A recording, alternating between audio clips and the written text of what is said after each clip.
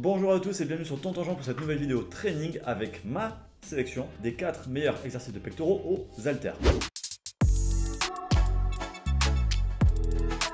Alors pourquoi je dis ma sélection? Tout simplement parce que si vous cherchez une sur internet, vous verrez d'autres sélections. Est-ce qu'elles sont mieux? Est-ce qu'elles sont moins bien? Et bien tout simplement ce que je vous conseille, c'est de regarder plusieurs conseils, d'apprendre un petit peu l'anatomie des pectoraux et donc de vous faire votre propre opinion. Et ça c'est global pour toutes les vidéos que vous pourrez voir sur internet. Le plus important, ça sera toujours d'apprendre et de vous faire votre propre avis. Et comme vous allez le voir, ça va être vraiment du basique parce que je le dis depuis plus de 20 ans, ça reste le plus intéressant et le plus efficace pour la plupart d'entre nous. Parce qu'en général, les exercices les plus originaux, on va dire, ils ont un seul intérêt, c'est un intérêt marketing. Allez, vous le savez, en fin de vidéo, si la vidéo vous plaît, je vous inviterai à liker, partager, commenter parce que c'est vous qui faites vivre la chaîne. Et si vous ne savez pas comment créer vos programmes d'entraînement, eh bien nos coachings, fitzone.net, ils sont là pour ça. Allez, on va démarrer avec deux exercices de base qui vont être le développé couché haltère et le développé incliné haltère. Alors l'avantage des haltères par rapport à la barre, c'est qu'on va avoir un mouvement beaucoup plus naturel. Ça implique aussi un travail plus important de tous les muscles stabilisateurs et donc au global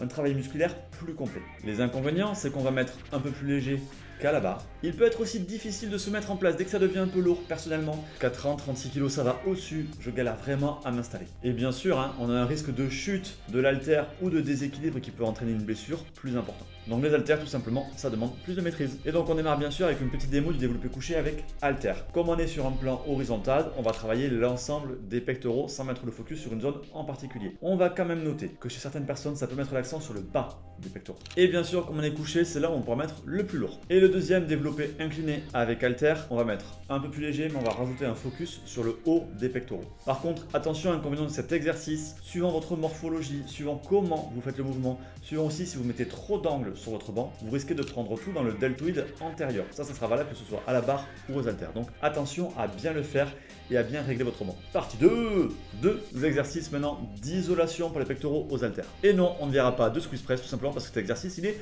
tout pourri. Et là on va simplement faire l'équivalent sous forme d'écarté à ce qu'on a vu sous forme de développé avec un petit twist pour les rendre plus efficaces. Alors l'avantage de faire des écartés c'est quoi? C'est qu'on va mieux isoler les pectoraux en faisant beaucoup moins intervenir, voire pas du tout, les triceps. Normalement on aura aussi moins de travail du deltoïde antérieur. Alors on peut aussi les faire poulie ou machine. L'avantage avec des haltères c'est qu'on travaillera davantage les muscles stabilisateurs, notamment par rapport à la machine. Par contre l'inconvénient c'est qu'en général par rapport aux poulies ou aux machines, les sensations sont un petit peu moins bonnes. Ce sont des exercices d'isolation, donc on va moins travailler la masse. Ça sera surtout intéressant en pré-fatigue ou en post-fatigue, en tout cas en exercice complémentaire, pas en exercice principal. Et pour l'incliné, attention encore une fois à l'inclinaison, là aussi pour ne pas tout prendre sur l'épaule. Et donc après un couché ou incliné, c'est tout simple, ça dépend si vous voulez mettre le focus sur le haut du pec ou sur le pec au global. Je vous montre la petite démo et vous voyez, je fais une petite rotation des mains. Le but n'est pas tant que ça de faire une rotation des mains, le but est de faire plutôt une rotation des coudes. Parce que je le rappelle, l'objectif des pectoraux, ce n'est pas de pousser en avant, c'est de rapprocher les bras. Donc si vous faites une petite rotation des coudes pendant le mouvement,